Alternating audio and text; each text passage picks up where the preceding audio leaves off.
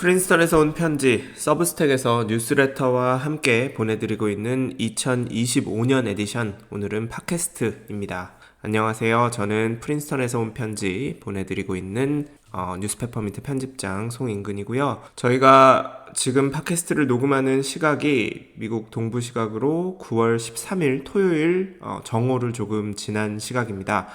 오늘은 유혜영 교수님 모시고 지난 사실 그 일주일 동안 온 그 한국 언론에선 특히 그 뉴스의 중심이 됐던 사건이죠. 그 조지아주에 있는 현대자동차랑 그 LG 에너지 솔루션이 합작 투자해서 짓고 있던 그 전기차 배터리 공장에 그 이제 국토안보부와 그다음에 이민세관 단속국 직원들이 이제 들이닥쳐서 거기서 일하고 있던 이제 한국인 노동자 300여 명을 체포하고 했다가 이제 다행히 어제 이제 풀려나서 다 고국으로 돌아갔는데 무사히. 아무튼 그 사건에 관해서 쭉 짚어볼 것들을 한번 저희가 짚어보고, 아메리카노 또 프린스턴에서 온 편지에서만 어쩌면은 좀 해볼 수 있는 이야기들도 같이 한번 자세히 좀 살펴보도록 하겠습니다. 오늘은 뭐 다른 거 없이 바로 그 유혜영 교수님 모시고 진행해 볼게요. 교수님 어서 오세요. 네, 반갑습니다. 네.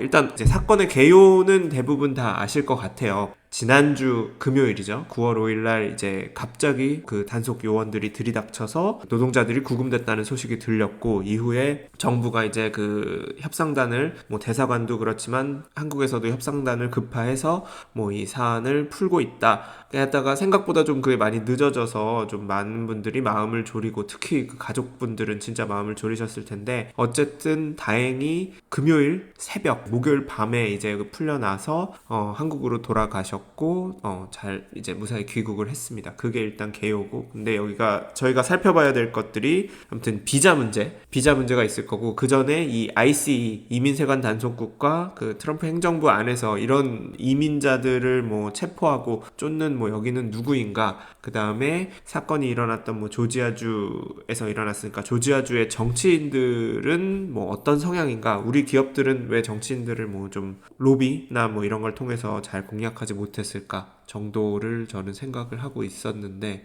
또 어떤 이야기를 더 해주실 게 있을까요?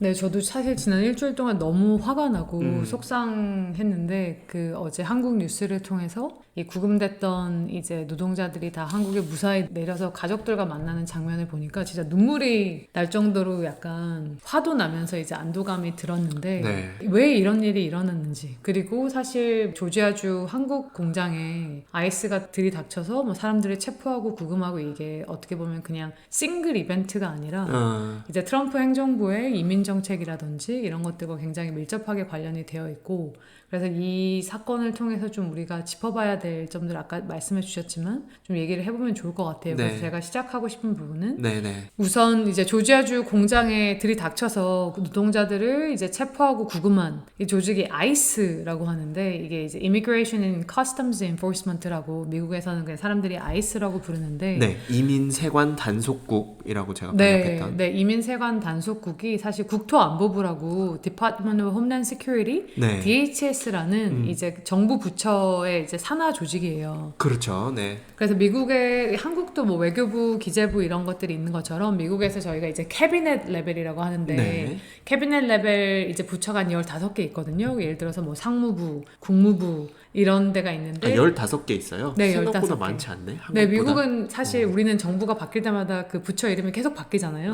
근데 미국은 그런 경우가 없고 뭐 새로운 맞아. 부처가 생기지 않는 한 이름을 계속 가져가는 15개. 네. 근데 그 중에 하나인데, 국토안보부. 네, 예를 들어서 뭐 국무부, State Department나 Treasury, 기재부처럼 굉장히 오랫동안 재무부. 네, 미국의 뭐 역사와 함께한 이제 부처들이 많은데, 네. 역사가 긴 부처들이 많은데 국토안보부는 그렇지 않습니다. 아, 그래요? 네, 이제 국토안보부 DHS 같은 경우는 사실 9.11 이후에 만들어졌거든요. 아, 며칠 전이었던 9.11 네. 테러 이후에. 그래서 며칠 전에 이제 9.11 24주년이었는데, 그 9.11이 일어난 다음에 이제 9.11이 2001년이었잖아요. 네네. 그래서 2002년에 미국 의회가 국토안보 법안이라는 걸 통과를 시켜서 이제 미국의 어떤 국토안보를 이제 책임지고 네. 이거를 주요 업무로 하는 우리가 부처가 하나 필요하다라고 해서 이제 디파트먼트 홈랜드 시큐리티 국토안보부가 만들어졌고요. 또 의회가 만든 거구나. 네네. 그 법안이 이제 2002년 11월에 통과가 돼서 실제로 국토안보부가 이렇게 굴러간 거는 2003년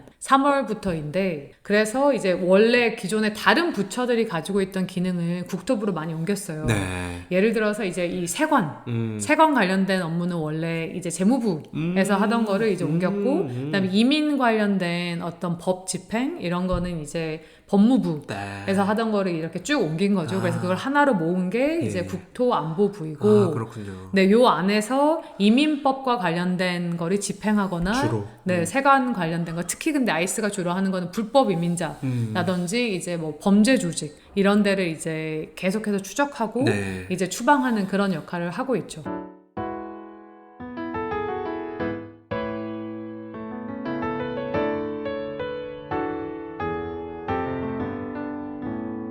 미국을 알아가는 시간 아메리카노를 들어주셔서 감사합니다. 전체 공개로 들으실 수 있는 부분은 여기까지입니다. 뒷부분의 내용은 서브스택에서 프린스턴에서 온 편지를 유료 구독해주시면 마저 들으실 수 있습니다. 감사합니다.